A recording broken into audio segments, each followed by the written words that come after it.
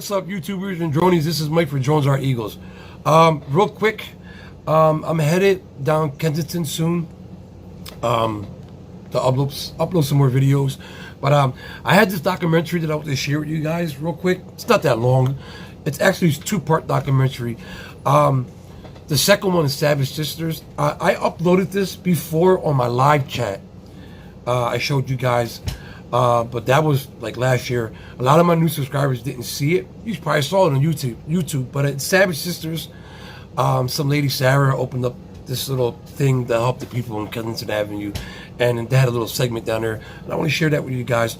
Also, there was a crew, I believe, from the UK. His accent tells me he's from the UK, Britain somewhere, and he was here in Philadelphia, in the United States, in Kensington. And he wanted to bring the issue and the problem that's going on in Kensington and show the people in his country. I'm pretty sure he's from the UK. The accent gives it away. But I want to see what happens to him in a van with his cameraman. Somebody on the corner of, I think it's Lippincott, the little street before Kensington and Allegheny, threw a cup of coffee in their car. Like, get the hell out of here. You don't belong here. And I say it all the time. If you're not from Kensington, you're an outsider, you're not welcome there, especially if you have a camera in your hand. You're not welcomed. So I say it all the time. It's very, very dangerous down there. So if you're not from down there, stay away, especially if you've got a camera in your hand. But anyway, enjoy this little segment that I put together. And I'll be bringing you shortly, soon. I'll be bringing you some uploads from Kensington. If you're new to my channel, please like and subscribe. Make sure you hit that notification bell so that way you'll be notified every time I have new uploads or when I go live. Sometimes I do. So please enjoy. And it's not a vlog, but enjoy the video.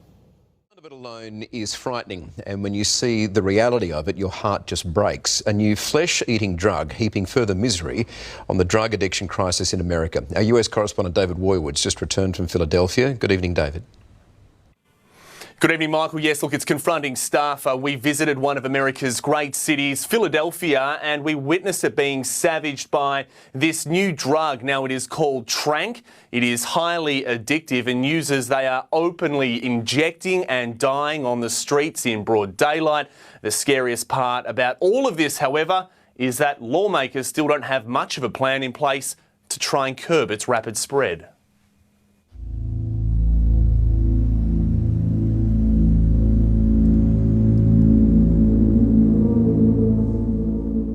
I lost like 20 of my friends in the past year. Like it's horrible. From Tranq and fentanyl, like it's been insane out here. The xylazine is really making us look like zombies, like physically look like zombies. Like my leg looks like it's something out of a horror movie.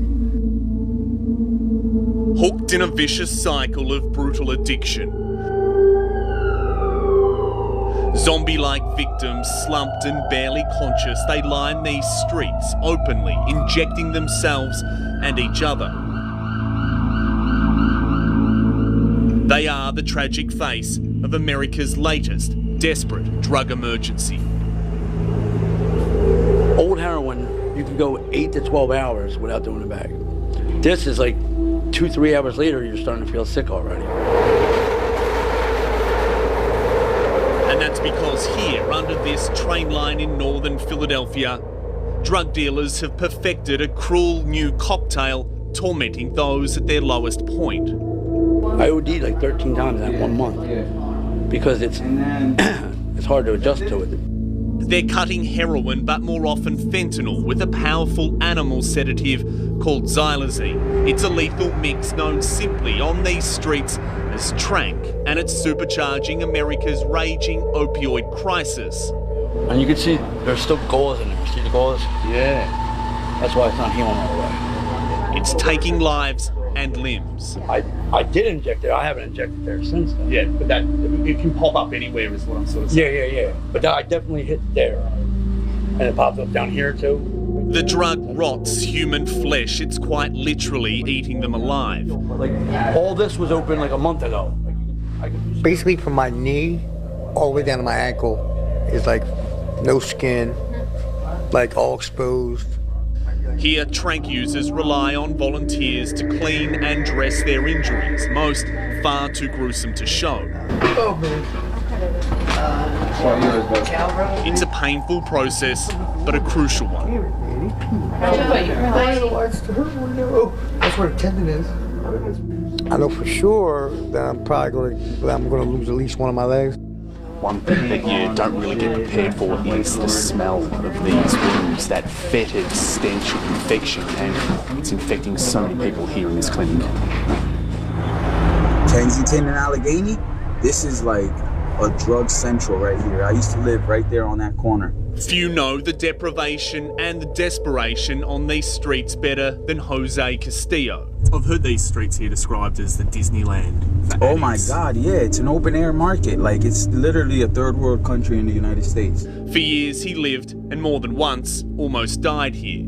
How do you feel now when you see these images? You're 6 months clean now. I see myself. Like, I used to be that dude. Like, I remember I get like flashbacks of me sitting right here. Police patrol this lawless pocket of America in name only.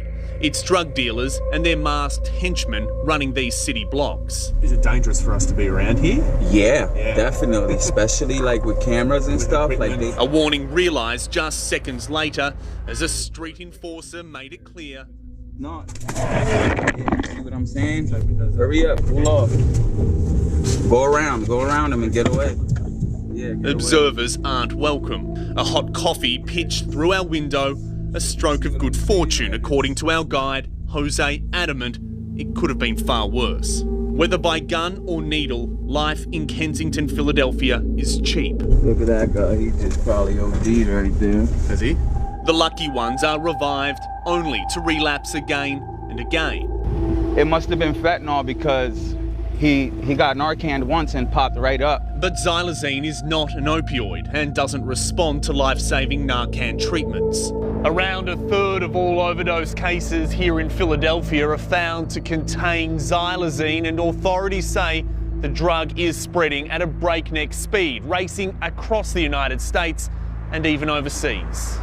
I can't think of anywhere in the world where drugs are sold that would be not at risk of xylazine being present in the drug supply. Other US states are now bracing for the full impact of a trank tidal wave, dark web imports only undermining a government crackdown on overseas shipments. The Department of Public Health doesn't necessarily have like a direct way to, prevent xylazine from finding its way into drugs, but we do want to make sure that people understand the composition of the drugs that we're seeing.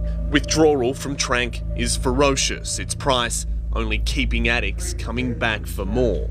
Old heroin, we used to pay $10 a bag. Now we pay $5 a bag, and we get sometimes twice as much. For stigmatised users crushed by the weight of unrelenting addiction, help is in short supply. It's a narrow road out for the country's most miserable, and those living the horrors of this monumental American failure know it. I'm worried I'm going to be another statistic, and I don't want to be like that.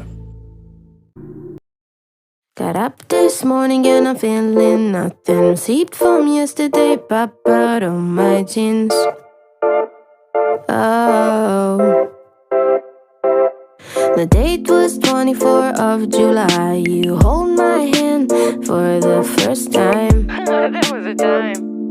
Oh, and my necklace that you bought me is gone, and my heart hurts, but I should play along like there's nothing wrong.